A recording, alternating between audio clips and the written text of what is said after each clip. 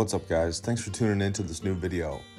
So the conversation between Jimmy Carter and Elvis Presley is one that not too many Elvis fans know about. Everyone knows about his meeting with Nixon, but this one is just as interesting, if not more.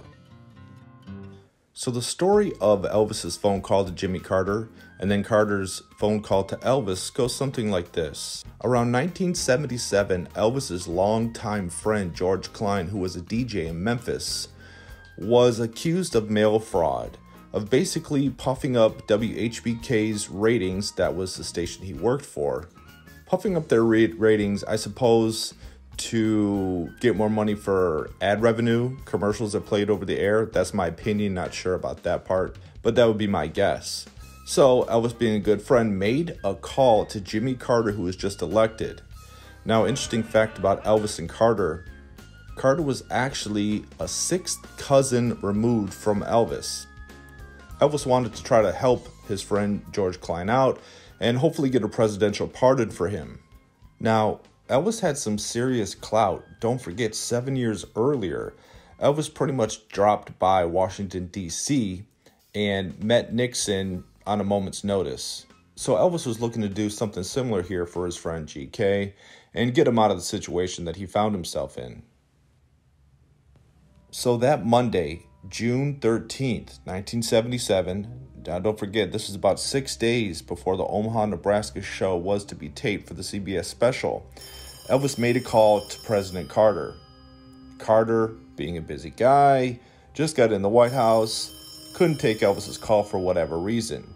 But the next day, at about 5:18 p.m., Jimmy Carter calls Elvis at his house. Now, I assume this was the gold phone that Elvis used, which was the line to his own bedroom. So on June 14th, Elvis took the call from Carter, but to Carter's disappointment, Elvis was totally incoherent and out of it. According to Carter, he spent around an hour trying to gather what Elvis really wanted. He found out that Elvis wanted a presidential pardon for his friend, but Carter told him since the case hadn't been judged yet, there was no sentence, no prison sentence, he didn't have anything to pardon, so he had to wait. Elvis told him that he hadn't been convicted of anything, so there wasn't anything for Carter to do for Elvis. Jimmy Carter could barely make out what Elvis was even trying to say, and also he spent quite a bit of time trying to calm Elvis's fears about being shadowed by what he said were sinister forces. Now, I don't know what Elvis meant by this, if there was any merit to anything Elvis was saying, or maybe it was just one of those situations where Elvis just woke up from a long sleep that was medically induced because he had insomnia. A lot of times when Elvis would wake up after sleep, he'd be very, very groggy, like in the September 1972 press conference for Aloha from Hawaii. But Carter remembers this conversation very well. Elvis made a call that Wednesday to Carter the next day, hoping to talk some more with him about it. But unfortunately, Carter declined the call.